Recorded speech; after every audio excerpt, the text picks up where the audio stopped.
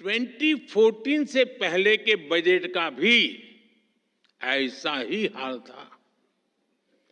तब बजट में बड़ी बड़ी घोषणाएं इसलिए की जाती थी कि दिखाया जा सके कि अर्थव्यवस्था की सेहत अच्छी है। लेकिन सच्चाई ये थी कि बजट में जो घोषणाएं होती थी वो भी जमीन पर पूरी तरह नहीं उतर पाती थी। ये लोग इंफ्रास्ट्रक्चर के लिए तय की गई राशि को भी पूरी तरह खर्च नहीं कर पाते थे। जब घोषित करते थे तो हेडलाइन लेते थे,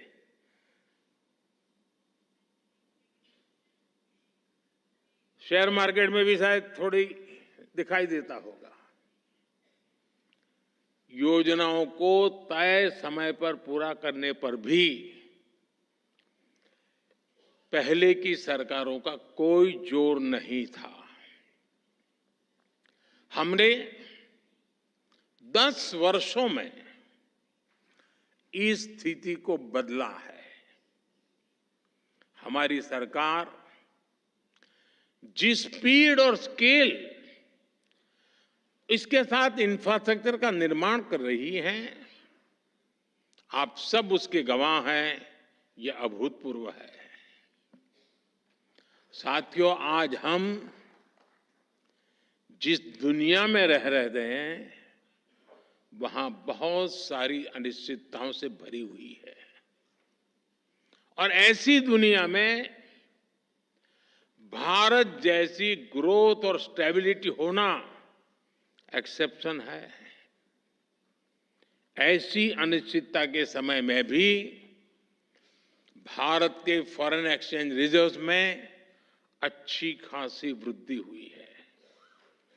आज जब सारे देश लो ग्रोथ या हाई इन्फ्लेशन से जूझ रहे हैं, उन परिस्थितियों में भारत हाई ग्रोथ और लो इन्फ्लेशन वाला इकलौता देश है। इतनी बड़ी महामारी के बावजूद भारत का फिस्कल प्रूडेंस पूरी दुनिया के लिए रोल मॉडल है। Global good and service export में भारत का कंट्रीब्यूशन लगातार बढ़ रहा है। ग्लोबल ग्रोथ में आज भारत का शेयर 16% हो गया है।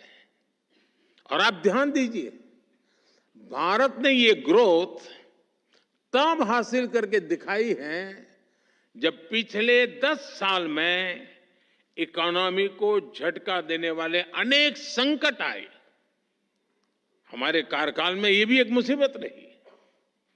100 साल की सबसे बड़ी पेंडेमिक, दुनिया के अलग अलग देशों में युद्ध की स्थिति, भारत में बड़ी बड़ी प्राकृतिक आपदाएं, कभी साइक्लोन, कभी सूखा, कभी भूकंप। हमने हर संकट का मुकाबला किया, हर चुनौती का समाधान किया।